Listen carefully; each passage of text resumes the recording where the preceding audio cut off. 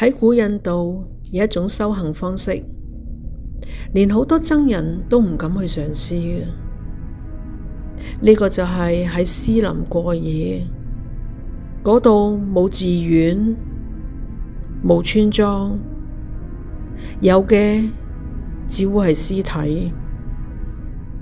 有啲屍體甚至乎俾野獸咬到支離破碎，有啲已經腐爛，風吹過嘅時候，甚至會帶嚟一種難以形容嘅氣味。呢個地方就係叫斯林。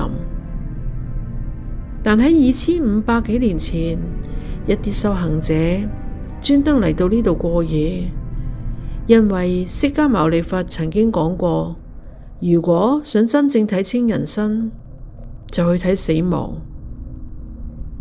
但一個僧人喺斯林嘅第一個夜晚，就遇到一件極唔尋常嘅事情。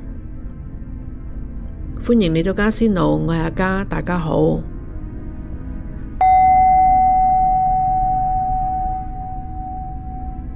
嗰度係一個遠離城鎮嘅地方，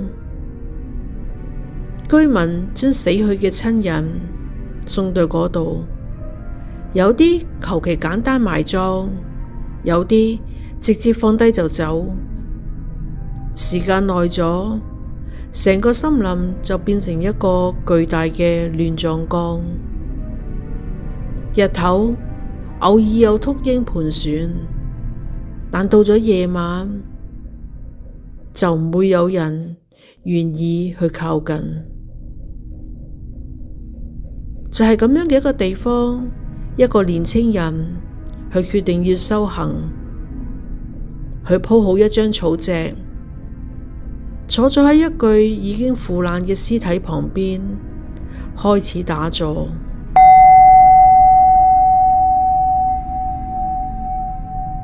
天色好快就黑咗落嚟啦。月亮嘅光好似將樹枝切碎咗，照咗落地上一樣。喺遠處傳嚟野獸嘅腳步聲，偶爾仲會聽到骨頭被咬碎嘅聲音。呢個僧人嘅心慢慢開始緊張，因為四周實在太安靜，安靜到只要有少少聲音都會被放大。就喺呢個時候，佢突然聽到一個聲音，好輕好微弱，好似有人喺度嘆氣咁。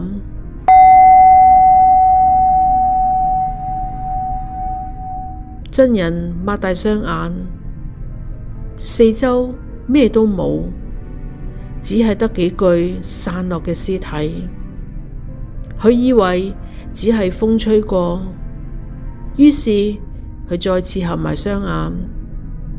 但過咗一陣，嗰個聲音又出現啦。呢一次似乎仲近咗，好似喺從旁邊傳嚟。僧人慢慢轉個頭，佢睇到就喺自己旁邊，嗰具屍體好似喐咗一下。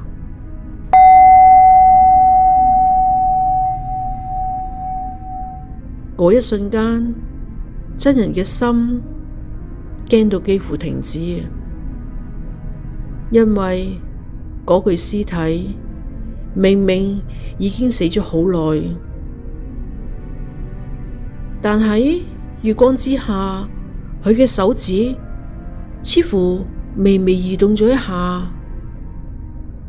僧人即刻諗到嘅係鬼，佢嘅身體開始喺度震，腦海入面浮現咗無數可怕嘅畫面。就喺佢幾乎想即刻離開嘅時候，佢突然諗起佛陀嘅一句話。喺白天嘅時候，釋迦牟尼佛曾經同佢嘅弟子講，當恐懼出現嘅時候，你唔好跑，要觀察佢。於是真人強迫自己再次望向嗰具屍體，月光慢慢移走，終於佢睇清楚啦，原來並唔係屍體喐緊啊，而係一條細細嘅蛇仔從屍體下面慢慢爬出嚟。剛才嘅聲音只係風吹過空洞嘅聲音。喺天光嘅時候，真人離開咗屍林，佢去見佛陀，同佛陀講返起成件事嘅經過。佛陀聽完之後話，好多人一生都好害怕鬼，但真正令人恐懼嘅往往唔係鬼，而係自己心裏嘅想象。當個心唔再被恐懼控制，就算係屍林，亦都能夠保持平靜。佛陀話，當你睇清楚佢，恐懼就會消失㗎喇。幾日之後，嗰位真人再次返返去屍林，夜晚依然黑暗，屍體依然躺喺地上，風依然吹過森林。但呢一次，佢只係靜靜咁坐住，因為佢終於明白，屍林裏邊或許有死亡，但真正嘅鬼只會住喺仲未有睇清自己嘅心裏面。請幫忙 like、comment 同 subscribe， 記得撳埋旁邊個鐘仔，新片一出，大家就會收到通知㗎喇。多謝晒。